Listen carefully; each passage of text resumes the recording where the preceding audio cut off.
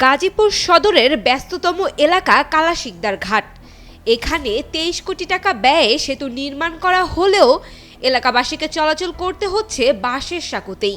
প্রায় 3 বছর যাবৎ সেতুতে সড়কের সংযোগ না থাকায় সুফল পাচ্ছে না এ রাস্তায় চলাচলরতরা। সেতুটি সড়ক থেকে উঁচু হয়ে পড়ায় উঠতে নামতে বাঁশের সাঁকোই এখন ভরসা।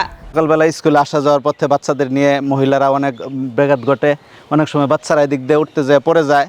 আবার আমরা ওই যে সকাল বিকাল আসা যাওয়া করি, মানে খুবই অসুবিধা হচ্ছে। 3,500 লোকের যাতায়াতের ব্যবস্থার রুট হলো একটা, আর সেই রাস্তাটা আজকে দীর্ঘদিন ধরে এভাবে পড়ে আছে, মানে কোনো হদিশ পাচ্ছে না। আমরা এর আগে এলাকার সবাই মিলে সিটি কর্পোরেশনের কাছে একটা দরখাস্ত রাখছিলাম আর কি, সিগনেচার করে, কিন্তু ওরা বলছিল যে খুব দ্রুত কাজ করে দেবে, কিন্তু আমরা কোনো হদিশ পাই না। প্রায় 2 বছর হয়ে গেছে এই রাস্তার কোনো কাজই হইতেছে না। যত তাড়াতাড়ি সম্ভব ব্রিজটা হইলে ভালো হয়। একমাত্র স্মার্ট সিটি বসুন্ধরা, আধুনিকতায় এক ধাপ এগিয়ে। স্থানীয়রা জানায় জনদুর্ভোগ লাঘবে চিলাই নদীর উপর এই সেতুটি নির্মাণ করে গাজীপুর সিটি কর্পোরেশন। সেতুর দক্ষিণ পাশে গাজীপুর জেলা শহরের অফিস আদালত, উত্তরে 25 নং ওয়ার্ড ভুরুলিয়া সহ একাধিক গ্রাম এবং পূর্ব পশ্চিমে 30 ফুট গভীর খাল ও কৃষি জমি। সেতুটিতে দুপাশের সংযোগ না থাকায় নারী বয়স্ক সবাইকে সাঁকো বেয়ে সেতুর ওপরে উঠে চলাচল করতে হচ্ছে। প্রতিবন্ধকতা বলতে এই অঞ্চলের যে মানুষটা আছে আজকে প্রায় 2.5 বছর যাবত তো একটা সাফারিংসের মধ্যে। আমরা ওই এলাকা থেকে হাইটে আসতে হয়, আমাদের হচ্ছে যে জিনিসপত্র মালামাল এগুলো তো নেওয়া আসা না করা যায় না। একটা এলাকার ডেভেলপমেন্ট তো একটা যোগাযোগ ব্যবস্থা, এই যোগাযোগ ব্যবস্থাটার আপনার এই ব্রিজটার জন্য ওই পাশের যা উন্নয়ন বলেন, যা ডেভেলপমেন্ট বলেন, যেমন অনেকে বাড়িঘর করতে চায় তারা তো পারছে না। এই জায়গায় স্থানীয়ভাবেই আপনার হচ্ছে যিনি ঠিকাদার আছে অথবা এই ক্ষেত্রে যারা দায়িত্বপ্রাপ্ত আছে তারা এখানে একটা কেয়ারলেস ভূমিকা পালন করছে। এবং এই এলাকার জনগণ আমার জানা মতে এই সোসাইটির যারা আছে সবাই তো আপনার বলেন যে নগর সিটি কর্পোরেশন যে আছে ওই জায়গায় তারা এই ব্যাপারটা নিয়ে বারবার বসছে, কিন্তু এটার কোনো সুরাহা হয়নি। সেতুটির কাজ খুব তড়িঘড়ি করেই চলছিল। হঠাৎ ঠিকাদার প্রতিষ্ঠানটি তাদের নির্মাণ সংক্রান্ত সকল মালামাল নিয়ে চলে যায়।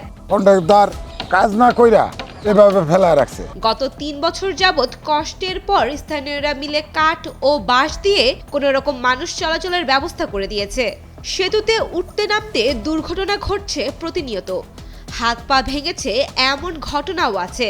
আমিও এখান থেকে কয়েকদিন আগে পইরা যা হাতে পায়ে ব্যথা পাই, এবং পায়ে এখনো ব্যথা আছে, হাতে তো ব্যথা আছে।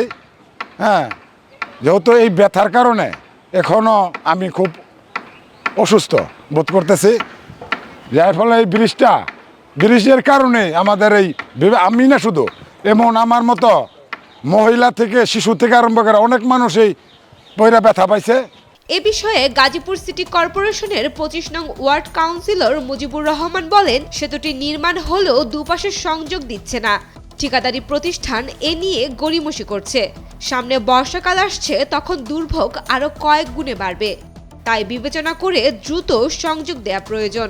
সেতুর বিষয়ে জানতে চাইলে গাজীপুর সিটি কর্পোরেশনের নির্বাহী প্রকৌশলী SM শামসুর রহমান মাহমুদ জানান, 2020-22 অর্থ বছরে সিটি কর্পোরেশনের বিশেষ বরাদ্দে সেতু নির্মাণ শীর্ষক প্রকল্পের আওতায় 23 কোটি টাকা ব্যয়ে এই সেতুটির নির্মাণ কাজ শুরু হয়। ঠিকাদারদের গাফিলতিতে সেতুটির কাজ শেষ হচ্ছে না।